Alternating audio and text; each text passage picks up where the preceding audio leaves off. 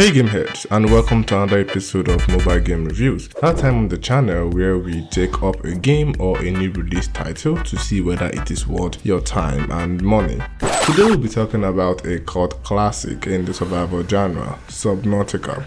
Originally released back in 2018 by Unknown Worlds, this game has built a massive following, tons of memes, and a solid reputation as one of the best survival experiences out there. You play as Riley, an astronaut who crash lands on a mysterious ocean planet and suddenly becomes the sole survivor of a massive ship. Your mission?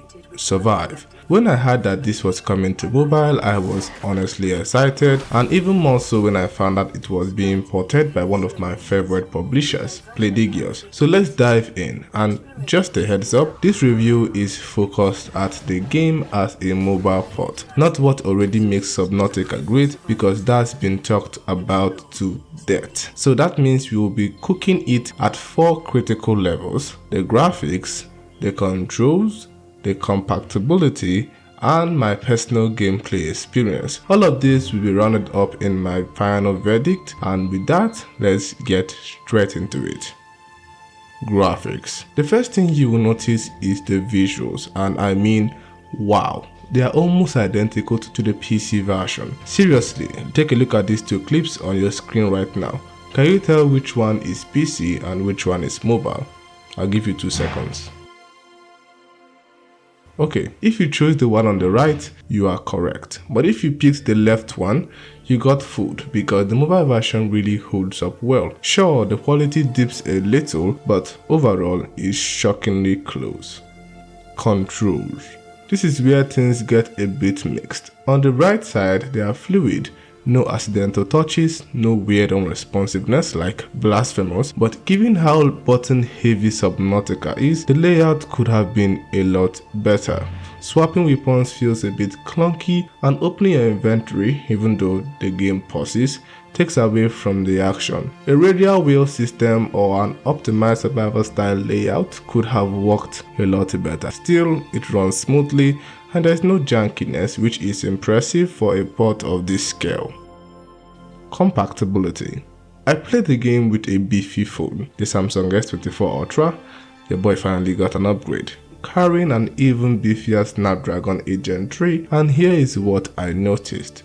First things first, at default settings, the game doesn't really disturb your phone. Sure, the details are reduced, but nothing too noticeable. Even when I cracked things up to 11 and played for about half an hour, I didn't notice any crashes. I did notice a considerable FPS drop as the phone got hotter, but it wasn't anything game ruining.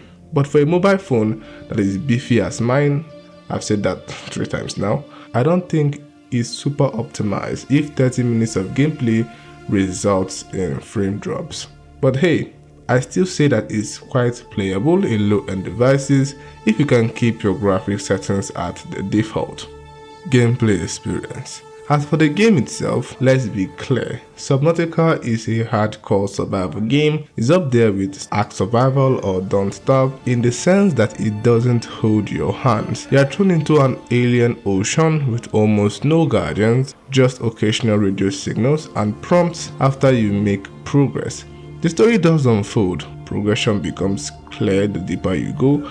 If you have any fear of the deep ocean, of being alone, or just the unknown, this game will get to you. The atmosphere is tense, sometimes terrifying, especially for someone like me who's never even seen the ocean in real life.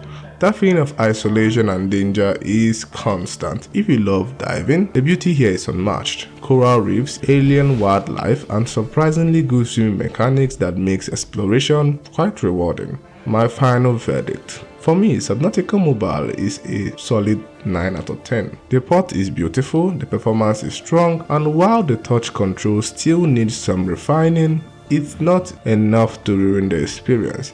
If you have a low-end device and stick to that default setting, you won't have any performance dropping, and it's one of the best survival games that you can now carry in your pocket. So I think it deserves more than enough praise. So what do you think? Do you agree or do you have a different take? Let me know your thoughts in the comments. We can duke it out there and probably be friends later.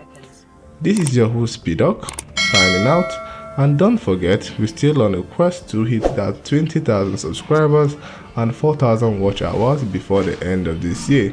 You do your part and I'll do mine. Thanks again for watching.